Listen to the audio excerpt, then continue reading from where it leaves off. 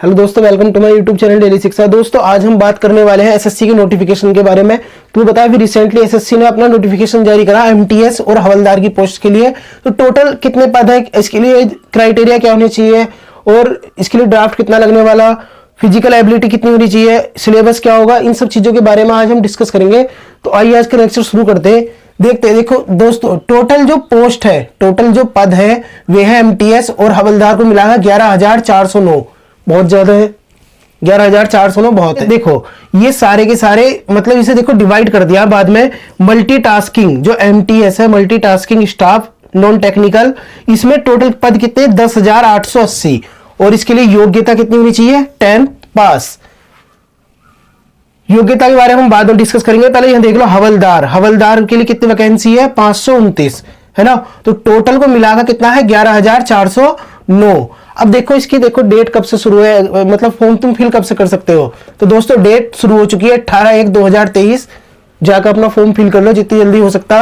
Last date देख लो इसकी 17/2/2023। हालांकि ये फरवरी की 17 तारीख तक चलेंगे, लेकिन अगर तुम इसे अभी कर लोगे तो टेंशन खत्म हो जाएगी। बाद में तो तुम्हें पता साइट में ही प्रॉब्लम होने लगती है कभी कभी, मतलब फॉर्म बाद में फिल नहीं हो पाता। तो अभी इसे जाकर फिल कर दो तुरंत। देखो पे फीस, मतलब जो फीस है ड्राफ्ट जमा करने की तारीख है वो कितनी है 19 तारीख। फॉर्म मतलब रजिस्ट्रेशन करने की जो तुम फॉर्म फिल करोगे वो 17 तारीख है लास्ट डेट, लेकिन जो तुम फीस जमा करोगे उसकी है 19 तारीख 19/2/2023। करेक्शन डेट, अगर तुमसे फॉर्म फिल करते हुए अगर कुछ प्रॉब्लम हो गई तो इसकी करेक्शन डेट देंगे 23-24 फरवरी को। देखो 17 फरवरी लास्ट है, उसके लगभग 4-5 दिन बाद ये एक करेक्शन डेट देंगे, यानी कि उसमें तुम इसमें करेक्शन करवा सकते हो जिसके फॉर्म में प्रॉब्लम हुई हो। देखो इससे पहली बात तो जिससे तुम भरवाते हो थोड़ा अच्छे से इसे सावधानी पूर्वक भरवाना, वरना एकदम ये कैंसिल कर देते हैं एसएससी वाले। एसएससी तुम देख लो जीडी के बहुत सारे फॉर्म कैंसिल हुए, सीएचएसएल में कैंसिल कर देते हैं ये फॉर्म। और इसलिए बोल रहा है कि ये एकदम फ्रीक्वेंटली करते हैं ये काम। तो अगर इनका फॉर्म को तुम अगर एसएससी के फॉर्म को सही से फिल नहीं करते तो एकदम ये कैंसिल कर देते। तो इसे करेक्शन की नौबत ही मत आने दो ना। कंप्यूटर बेस्ड एग्जाम डेट इसकी कब है पेपर फर्स्ट की अप्रैल 2023 में। देखो इसमें दोस्तों 2 पेपर होंगे, पेपर फर्स्ट पेपर सेकंड।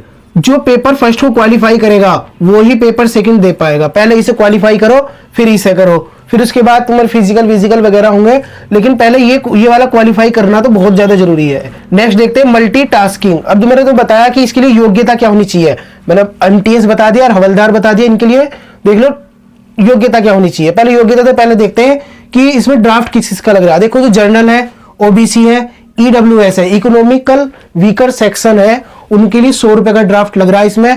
और एससी बोल रहा, एससी एसटी फीमेल यानी कि महिलाएं, उनके लिए फीमेल चाहे किसी भी कैटेगरी की हो, चाहे OBC general EWS SC ST किसी भी कैटेगरी की है, उनके लिए 0, यानी कि उनके लिए 1 रुपए का भी इसमें चालान नहीं है।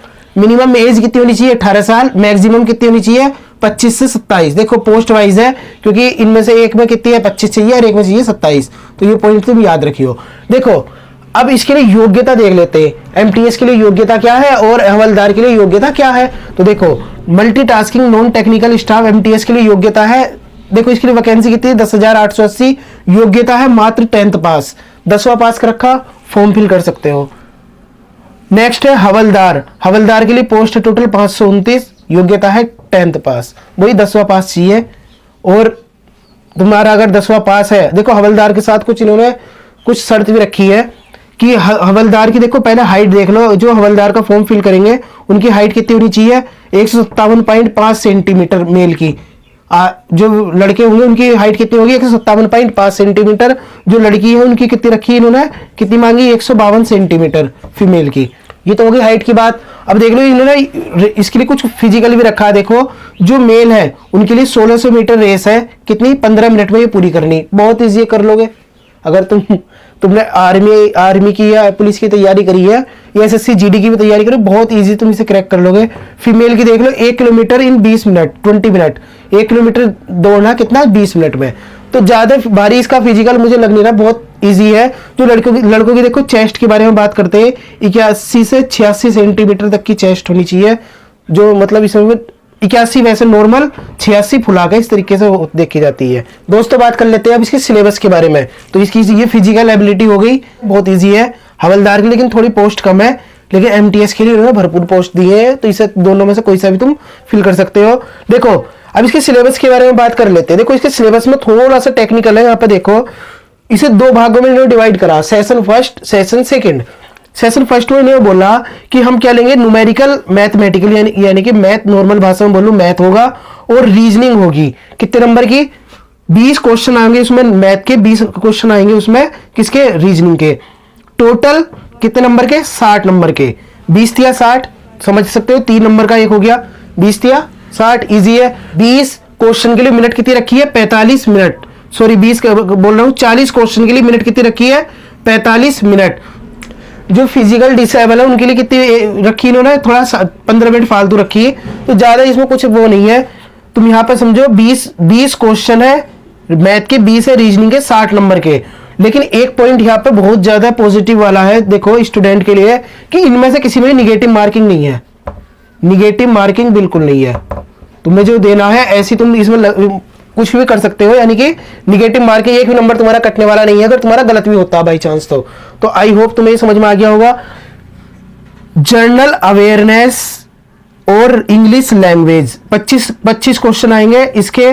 जी के समझ लो इसे। इसमें क्या आता, तुम्हारा science, history, polity, geography, economics, ये सारी चीजें जीएस के अंदर आ जाती। ये 25 क्वेश्चन आएंगे इसके 75 नंबर के, यानी कि 3 नंबर का एक होने वाला है ये। और इंग्लिश का भी ये 25 क्वेश्चन 75 नंबर के। लेकिन इसमें भी देखो मिनट कितनी है, यहाँ पर क्वेश्चन बढ़ा दी, 50 क्वेश्चन कर दिए और टाइम दे दिया 45 मिनट। यहाँ पर कितने थे, 40 क्वेश्चन थे, 45 मिनट थी। 40 क्वेश्चन के लिए 45 मिनट थी, क्योंकि तुम पता मैथ में और रीजनिंग में टाइम नहीं लगता, तो इन्होंने अच्छा करा ये। 40 क्वेश्चन के लिए 45 मिनट दी, इजी है। इसके लिए देखो 50 के लिए 45 दी, कोई ज्यादा भारी नहीं है, क्योंकि ये सारे पढ़कर लगाने वाले होते हैं, टिक मार, इनमें ज्यादा मतलब तुम्हें सोल्व करने की जरूरत नहीं पड़ती। तो लेकिन यहाँ पे एक पॉइंट है, देखो इस सेशन 2 के लिए इन्होंने क्या रख दिया, एक क्वेश्चन के लिए 1 नंबर कटेगा, समझ गए। अगर एक तुम्हारा सही है तो 3 नंबर मिलेंगे, और अगर एक तुम्हारा गलत है तो 1 नंबर कटेगा। तो 1 नंबर की निगेटिव मार्किंग रखी इन्होंने, इसमें कुछ नहीं रखा, इसे जस्ट क्वालिफाइंग बना दिया। क्योंकि तुम पता एसएससी के जो स्टूडेंट होते हैं, जो एसएससी की तैयारी कर रहे हैं, चाहे एमटीएस हो, सीएचएसएल हो, उन्हें ना मैथ को लेकर थोड़ा सा हवा होता है कि मैथ कैसा आएगा इसमें और रीजनिंग कैसी आएगी। तो इन्होंने जस्ट इसे क्वालिफाइंग बना दिया एमटीएस के लिए और हवलदार के लिए। भाई इसे तुम क्वालिफाई कर लो, और बाकी जो तुम्हारी जो असली परीक्षा होगी वो ये होगी, जनरल अवेयरनेस और इंग्लिश लैंग्वेज। तो आई होप तुम्हें समझ में आ गया होगा कि इसमें देखो, इसमें बस ये, इसमें थोड़ा सा अगर ये तुम्हारा जीएस पक्का है ना, और थोड़ी सी इंग्लिश अगर अपनी मजबूत कर लो, तो बाकी तुम्हारे लिए अब ये एग्जाम भारी होने वाला नहीं है, बहुत इजी कर दिया इन्होंने अब। क्योंकि इसमें क्या नहीं रखा, निगेटिव मार्किंग रखी मैथ में और रीजनिंग में। थोड़ा सा मैथ को लेकर जो डर रहता था वही खत्म हो गया अब, और इसमें जीएस पर ध्यान नहीं देते थे बच्चे, क्योंकि मैथ और रीजनिंग पे सारा वो फोकस करते थे।